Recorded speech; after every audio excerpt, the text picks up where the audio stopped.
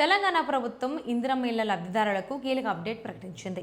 చాలా కాలంగా పెండింగ్లో ఉన్న బిల్లుల సమస్యపై ప్రభుత్వం తాజాగా నిర్ణయం తీసుకోవడంతో లబ్ధిదారులకు ఊరట లభించింది. ప్రభుత్వం విడుదల చేసిన తాజా నిధులతో మొదటి దశలో 2764 మంది లబ్ధిదారులు ప్రయోజనం పొందనున్నారు. ఇళ్ల నిర్మాణం కొనసాగిస్తున్న లబ్ధిదారులకు ప్రభుత్వం నేరుగా వారి బ్యాంకు ఖాతాల్లో నిధులు జమ చేసింది. మొత్తం 28.50 కోట్ల రూపాయలను విడుదల చేసినట్లు హౌసింగ్ కార్పొరేషన్ డైరెక్టర్ గౌతమ్ తెలిపారు.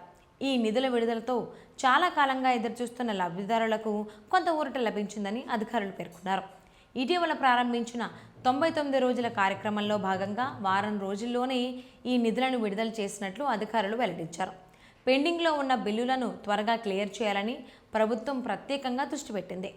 దీంతో రాష్ట్రంలో ఇళ్ల నిర్మాణ పనులు మరింత వేగం పడే అవకాశం ఉందని భావిస్తున్నారు. అలాగే సాంకేతిక సమస్యల కారణంగా ఇప్పటి వరకు డబ్బులు జమ కాని లబ్ధిదారులకు కూడా త్వరలోనే నిధులు అందించేందుకు ప్రత్యేక చర్యలు చేపడుతున్నారు. ఇందుకోసం ప్రభుత్వం ప్రత్యేక డ్రైవ్ నిర్వహిస్తోంది.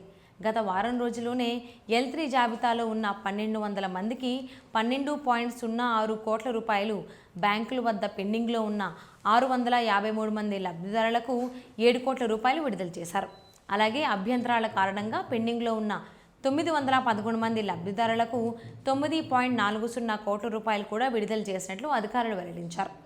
ఇక రాష్ట్రంలో తొలి దశలోనే 4 లక్షల ఇందిరమ్మ ఇళ్లను మంజూరు చేసినట్లు ప్రభుత్వం తెలిపింది.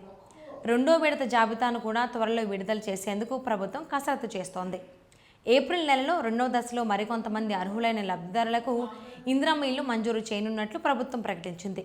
దీంతో మరిన్ని కుటుంబాలకు స్వంత ఇల్లు కల నెరవేరే అవకాశం ఉందని అధికారులు తెలిపారు.